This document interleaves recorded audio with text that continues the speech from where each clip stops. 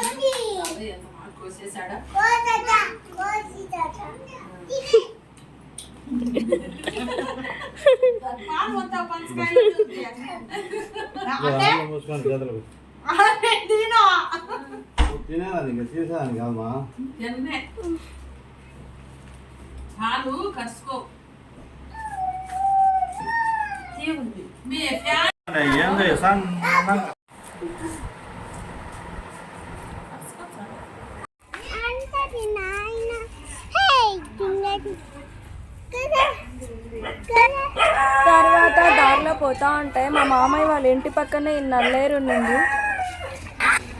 ఇంటికి బాగా అల్లిచ్చేసినారు వాళ్ళు. దాంతో చట్నీ కూడా చేసుకోవచ్చు, పచ్చడి.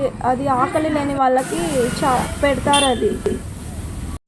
తర్వాత పానీపూరి కావాలని ఏడుస్తూ ఉంటే ఆదిత్యని, నేను మా చెల్లెలు కొడుకు ఆదిత్యాన్ని తీసుకొని పానీపూరి బండి దగ్గరకు వచ్చాం.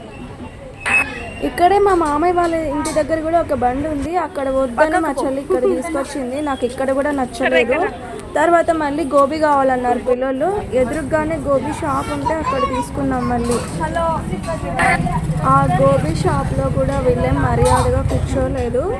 నాను అయితే మా చెల్లెలి కొడుకు లోపలికి వెళ్ళిపోయాడు ఆ షాప్ వాళ్ళ ఇంట్లోకి.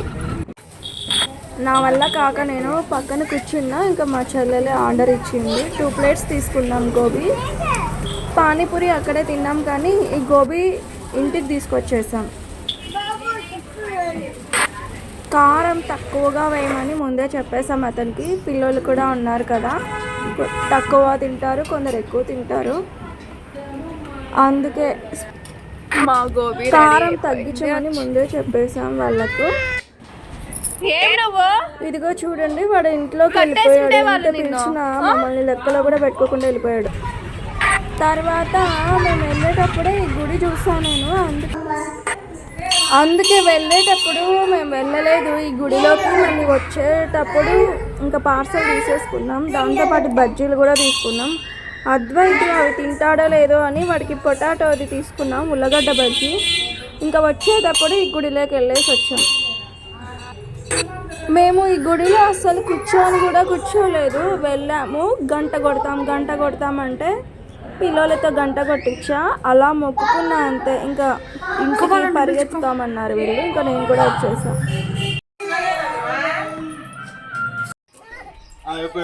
వాళ్ళను ఇక్కడే తీద్దాం అనుకున్నా, కుదరలా.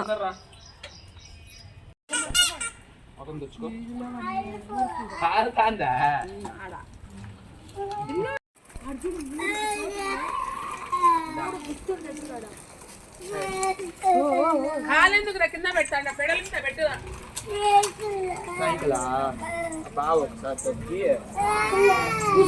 ఇక్కడ ఉన్నన్ని రోజులు నేను ఈ వ్లాగ్స్ మాత్రమే పెడతాను. దేవుడి గురించి గుళ్ళ గురించి నేను చెప్పను. ఒక 3 days నేను ఈ వ్లాగ్స్ మాత్రమే పెడతాను. రోజు మేము తిరిగేది వచ్చేది ఇవన్నీ. నా వీడియోస్ చూసేవాళ్ళు మీకు నచ్చితే లైక్ కొట్టండి, సబ్స్క్రైబ్ చేయడం అస్సలు మర్చిపోకండి.